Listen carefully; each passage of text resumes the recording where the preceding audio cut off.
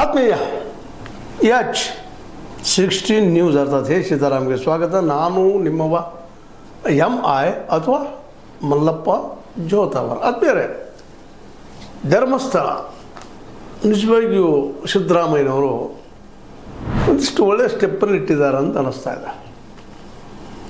ಅದರಲ್ಲೂ SITಗೆ ಪೂರ್ಣ ಪ್ರಮಾಣದ ಸ್ವಾತಂತ್ರ್ಯ ಕೊಟ್ಟು ಅದರ ಹಲವು ಮಗ್ಗಲುಗಳನ್ನು, ಧರ್ಮಸ್ಥಳದ ಎಲ್ಲ ಮಗ್ಗಲುಗಳನ್ನು ತನಿಖೆ ಮಾಡಿ ಅನ್ನುವಂಥ ಮೆಸೇಜ್ ಕೊಟ್ಟಿದ್ದಾರೆ ಅಂತ ಸುದ್ದಿಗಳು.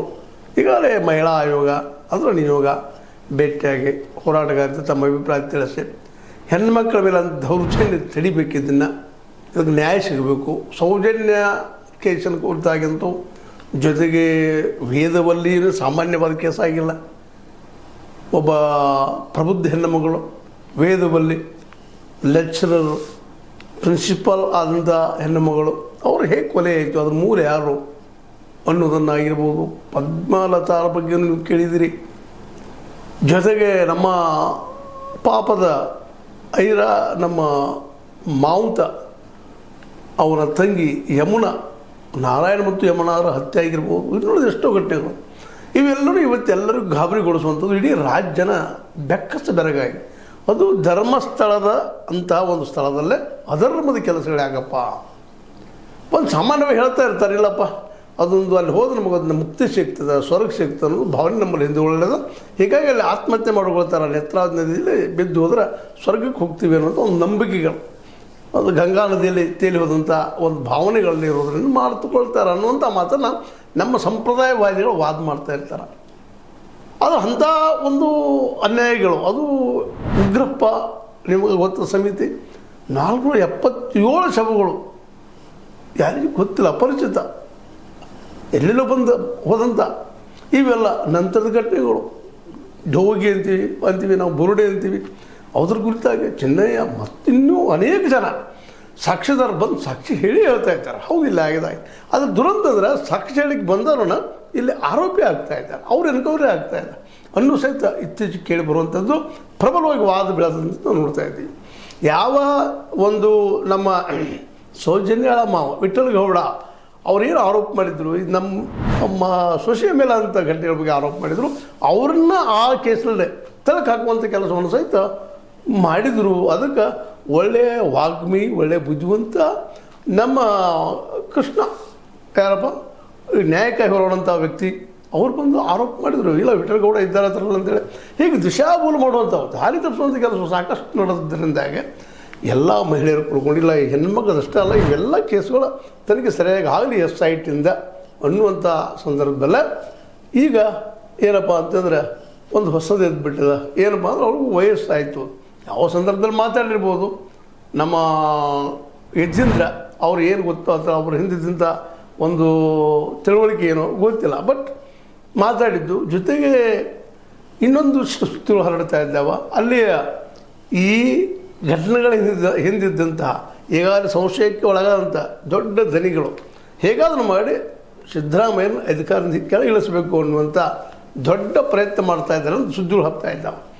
ನಿಜವಾಗಿ ಇದಾಗಿದ್ದರೆ ಇದು ನಾವೆಲ್ಲರೂ ಎಚ್ಚರಿಕೆಯಿಂದ ಈ ವಿಷಯದ ಬಗ್ಗೆ ಮಾತಾಡಬೇಕಾದ್ರೆ, ಜೊತೆಗೆ ಸಿದ್ದರಾಮಯ್ಯರನ್ನು ಉಳಿಸ್ಕೋಬೇಕಾಗಿದೆ. ಯಾಕೆ ಸತ್ಯ ಹೊರಬರಬೇಕಾಗಿದೆ ಧರ್ಮಸ್ಥಳದಲ್ಲಿ ಏನು ನಡೆದು ಅಂತೇಳಿ. ಯಾಕಂದರೆ ಅವರೊಬ್ಬರೇ ಈಗ ಈ ತನಿಖೆಗೆ ಪರ ಇದ್ದಿದ್ದವರು ಇವತ್ತು ಯಾರೂ ಇನ್ನುಳಿದವರು ಯಾರೂ ಈ ಒಂದು ಧನಿಗಳ ವಿರುದ್ಧ ಆಗಿರ್ಬೋದು, ಧರ್ಮಸ್ಥಳದಲ್ಲಿ ನಡೆದಂಥ ಘಟನೆಗಳ ಬಗ್ಗೆ ಸತ್ಯ ಹೊರಗೆ ಹಾಕಲಿ, ಹೊರಗೆ ಬರಲಿ ಅನ್ನುವಂಥವ್ರಾಗಿರ್ಬೋದು ಮಾತಾಡ್ತಾರೆ ಅಷ್ಟು ಧ್ವನಿಯಲ್ಲಿ. ಆದರೆ ವಾಸ್ತವದಲ್ಲಿ ಕೆಲಸವನ್ನು ಮಾಡಲಾರಂಥ ಜನ ಹೆಚ್ಚು ಇದ್ದಿದ್ದರಿಂದಾಗೆ ಇವ್ರ ಮೇಲೆ ಒಂದು ಭರವಸೆ ಎಲ್ಲರದ್ದು, ಇವ್ರು ಮಾಡ್ತಾರಪ್ಪ ಕೆಲಸ ಅನ್ನುವಂಥ ಕಾರಣಕ್ಕಾಗಿ ಅವರನ್ನು ಇವತ್ತು ಚೇಂಜ್ ಮಾಡುವಂಥ ಕೆಲಸ ನಡೀತಾ ಇದ್ದಾವ ಅನ್ನುವಂಥದ್ದು. ಸ್ವತಂತ್ರವಾದ ಮೀಡಿಯಾಗೆ ಬೇಕಾಗಿರುವುದು ಸ್ವತಂತ್ರ ಧ್ವನಿ. ಆ ಸ್ವತಂತ್ರ ಧ್ವನಿ ಉಳಿಸಲು ನೀವು ಮಾಡಬೇಕಾದದ್ದು ಇಷ್ಟೇ. ಅದೇನಪ್ಪಾ ಅಂತಂತಂದ್ರೆ ನಿಮ್ಮ ಕೈಲಾದಷ್ಟು ಸಹಾಯ ಈ ಚಾನಲ್ಗೆ ಮಾಡಿ ಹಾಗೂ ನಿಮ್ಮ ಧ್ವನಿಯನ್ನು ಕಾಪಾಡಿಕೊಳ್ಳಿ. ನಿಜವಾಗಿ ಇದು ನಡಿಬಾರದು ಅನ್ನುವಂಥದ್ದು. ಯಾಕೆಂದ್ರೆ SIT ಈಗ ಎಲ್ಲ ಮೂಲಗಳಿಂದ ತನಿಖೆ ನಡೆಸ್ತಾ ಇದೆ, ಎಲ್ಲ ಮಗ್ಗಲುಗಳಿಂದ.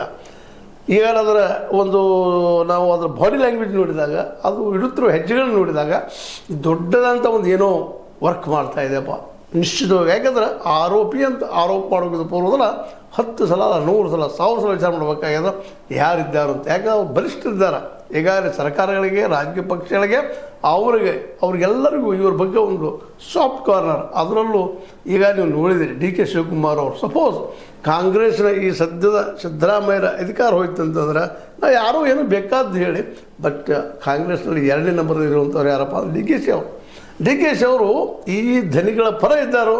ಇಲ್ಲಿ ಷಡ್ಯಂತ್ರ ಅಂತ ಅವರು ಸ್ವತಃ ಹೇಳಿದ್ದು, ಪರಮೇಶ್ವರಪ್ಪನವರು ಸಹಿತ ಪರಮೇಶ್ವರವರು ಹೇಳಿದ್ದು, ಅನೇಕ ಘಟನೆಗಳು ನೋಡ್ತಾ ಇದ್ವಿ. ಯಾರೂ ಅದನ್ನು ತನಿಖೆ ಆಗಬೇಕು ಪ್ರಾಮಾಣಿಕವಾಗಿ ಅನ್ನೋಂಥ ಮಾತಿನಿಂದಲೂ ಇದರಿಂದ ಏನೋ ಷಡ್ಯಂತ್ರ ಅಂದರೆ ದೇಶಾಪುರ ಮಾಡುವಂಥದ್ದನ್ನು ಗಮನಿಸಿದಾಗ ಇವತ್ತು ಸಿದ್ದರಾಮಯ್ಯರನ್ನು ಇಲ್ಲಿ ತೆಗೆದು ಹಾಕಿದ್ರೆ SIT ತಾನಾಗಿ ಬಂದಾಗ್ತದೆ, ಮುಚ್ಚಿ ಹೋಗ್ತದೆ ಅನ್ನುವಂಥ ಪ್ಲ್ಯಾನು ಬಂದಿರ್ಬೋದಿಲ್ಲ ಅಂತಲ್ಲ. ಈ ಚರ್ಚೆ ನಡೀತಾ ಇದೆ.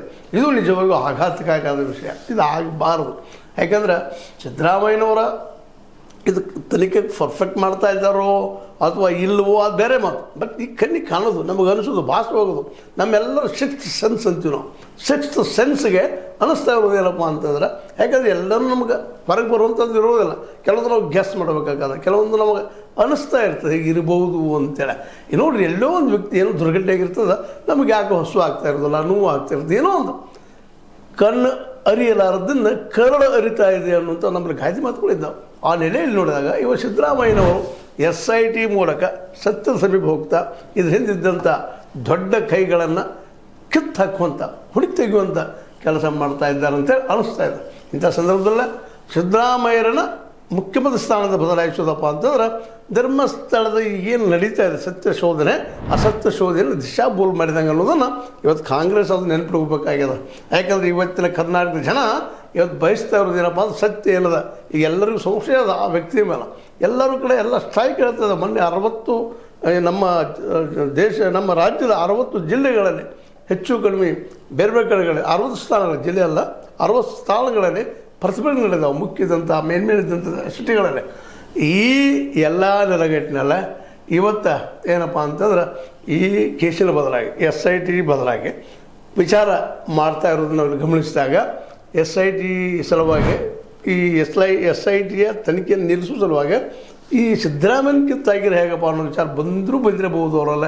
ಯಾಕಂದರೆ ಅಸಾಮಾನ್ಯರಿದ್ದಾರೆ ಅನ್ನೋದು ಅಷ್ಟು ಸತ್ಯದ. ಯಾಕಂದ್ರೆ ಇಷ್ಟೆಲ್ಲ ನಡೆದ್ರು, ನೂರಾರು ಶವಗಳು ಸಿಗ್ತಾಯಿದ್ರು, ನೂರಾರು ಅದರ ಜೊತೆಗೆ ಮೂಳೆಗಳು, ಜೊತೆಗೆ ಅದರ ತಲೆಬುರುಡೆಗಳು ಸಿಗೋದನ್ನು ನೋಡಿದಾಗ ಇದು ನಿಶ್ಚಿತವಾಗಿ ಎಲ್ಲರೂ ಗಾಬರಿಗೊಳ್ಳುವಂಥದ್ದು. ಅದರ ಜೊತೆಗೆ ಈ ಒಂದು ಏನಪ್ಪ ಅಂತಂದ್ರೆ ಪೋಸ್ಟ್ ಮಾರ್ಟಮ್ ತನಿಖೆಗಳಾಗಿರ್ಬೋದು, ಒಂದೇ ದಿನದಲ್ಲಿ ಸತ್ತಂಥ ಹೆಣಗಳನ್ನು ಯಾರೂ ಇಲ್ಲ ಅಂಥೇಳಿ ಅದನ್ನು ಹುಗಿದು ಹಾಕಿದಂಥ ಸಂದರ್ಭಗಳಿರ್ಬೋದು. ಇವೆಲ್ಲನೂ ಗಮನಿಸಿದಾಗ ಇದು ನಿಜಕ್ಕೂ ನಿಧಾನಕ್ಕೆ ಅವರ ಬುಡಕ್ಕೆ ಹೋಗುವಂಥ ಈ ಒಂದು ಸಂದರ್ಭದಲ್ಲೇ ಸರಿಸದೆ ಅವರಾದರೂ ಸಹಿತ ಇದನ್ನು ಬದಲು ಮಾಡಬೇಕಾಗಿದ್ರೆ ಕೇವಲ ಒಬ್ಬರನ್ನು ಈ ಸಿದ್ದರಾಮಯ್ಯರನ್ನು ಬದಿಗೆ ಸೇರಿಸಿದರೆ ಖಚಿತವಾಗಿಯೂ ನಾವು ಈ ಒಂದು ದಾಳಿಯಿಂದ ಈ ಒಂದು ತನಿಖೆ ತಪ್ಪಿಸ್ಕೊಳ್ಬೋದು ಅನ್ನುವಂಥ ಒಂದು ಬಲಿಷ್ಠವಾದಂಥ ಮನಸ್ಥಿತಿ ಅವರಲ್ಲಿ ಬೆಳೀತಾ ಇದೆ ಅನ್ನೋದನ್ನು ನಾವಿಲ್ಲಿ ಸೂಕ್ಷ್ಮ ಗಮನಿಸಬೇಕಾಗಿದೆ. ಕಾರಣ ಇಷ್ಟ SIT ನಿಲ್ಲಬಾರ್ದು, ತನಿಖೆ ಆಗಬೇಕು, ಸತ್ಯ ಹೊರಗೆ ಬರಬೇಕು. ಒಂದು ವೇಳೆ ಅವ್ರು ಇಲ್ಲ ಅಂದರೆ ಭಾಳ ಸಂತೋಷ, ಇದ್ದರೆ ಅವ್ರ ಶಿಕ್ಷೆ ಆಗಲೇಬೇಕು. ಎಷ್ಟೇ ಎತ್ತರದ ಮನುಷ್ಯ ಇರಲಿ, ಎಷ್ಟೇ ದೇವಮಾನವನಿರಲಿ, ತಪ್ಪಾಗಿದೆ ತಪ್ಪು ಅಂತ ಹೇಳುವಂಥ ಒಂದು ಅನಿವಾರ್ಯ ಪರಿಸ್ಥಿತಿ ಬರಬೇಕಾಗಿದೆ. ಅದಾಗಬೇಕಾಗಿದ್ದರೆ SITಗೆ ಪೂರ್ಣ ಸ್ವಾತಂತ್ರ್ಯ ಕೊಟ್ಟು ಅದರಲ್ಲೂ ಪ್ರಣವ್ ಮೋಹಂತಿ ಮೇಲೆ ಜೊತೆಗೆ ಸಿದ್ದರಾಮಯ್ಯವ್ರ ಮೇಲೆ ಭಾಳಷ್ಟು ವಿಶ್ವಾಸವನ್ನು ಜನ ವ್ಯಕ್ತಪಡಿಸ್ತಾ ಇದ್ದಾರೆ. ಹೀಗಾಗಿ ಈಗ ನಾವು ಚಿಂತನೆ ಮಾಡುವಂಥದ್ದು, ಹೇಳುವಂಥದ್ದು ಸಿದ್ದರಾಮಯ್ಯ ಈ ಸಂದರ್ಭದಲ್ಲಿ ಬದಲಾಗಬೇಕಾ ಅನ್ನುವಂಥ ಮಾತನ್ನು. ಅದ್ರ ಜೊತೆಗೆ ಇವರು ಬದಲಾಗೋಕ್ಕಿಂತ ಸುತ್ತವರು ಬರಬೇಕಾಗ್ಯದ. ಅವರು ಆಗದ ಮುಂದುವರಿಬೇಕು ಅನ್ನೋದು ಭಾಳಷ್ಟು ಚಿಂತಕರ ಅಭಿಪ್ರಾಯ. ಅದೇ ಕಾಲ ಜನರ ಅಭಿಪ್ರಾಯನೂ ಜನನೂ ಇವತ್ತು ಬಯಸ್ತಾ ಇರೋದು ಅಲ್ಲಿ ನಡೆದಂಥ ಸತ್ಯ ಹೊರಗೆ ಬರಲಿ, ತಪ್ಪಿತಸ್ಥರಿಗೆ ಶಿಕ್ಷೆ ಆಗಲಿ, ನ್ಯಾಯ ಆ ಸತ್ತಂಥ ವ್ಯಕ್ತಿಗಳಿಗೆ, ಅನ್ಯಾಯಕ್ಕೆ ಒಳಗಾದಂಥ ವ್ಯಕ್ತಿಗಳಿಗೆ ಸಿಗಲಿ, ಅವರ ಮನೆಯವರಿಗೆ ಒಂದಿಷ್ಟು ಅವ್ರ ನೆಮ್ಮದಿ ಸಿಗಲಿ ಅನ್ನುವಂಥ ಮಾತನ್ನು ಈ ಸಂದರ್ಭದಲ್ಲಿ ಎಲ್ಲರೂ ವ್ಯಕ್ತಪಡಿಸ್ತಾ ಇದ್ದಾರೆ. ಆ ನೆಲೆಯಲ್ಲೇ ಇವತ್ತು ಸಿದ್ದರಾಮಯ್ಯರು ಬದಲಾಗದೆ ಉಳಿಯುವುದನ್ನು ಯೋಗ್ಯ ಅನ್ನುವಂಥದ್ದು ಒಂದು ಅಭಿಪ್ರಾಯ. ಇದಕ್ಕೆ ನೀವೇನಂತೀರಿ? ಇದನ್ನು ಲೈಕ್ ಮಾಡಿ, ಶೇರ್ ಮಾಡಿ, ಕಮೆಂಟ್ ಮಾಡಿ, ಜೊತೆ ಸಬ್ಸ್ಕ್ರೈಬ್ ನಿಲ್ಲಿಸ್ಬಾರ್ದು. 16 ನ್ಯೂಸ್ ಅರ್ಥಾತ್ ಹೇ ಸಿದ್ದರಾಮಯ್ಯ ಸತ್ಯಕ್ಕಾಗಿ ವಂದನೆಗಳು.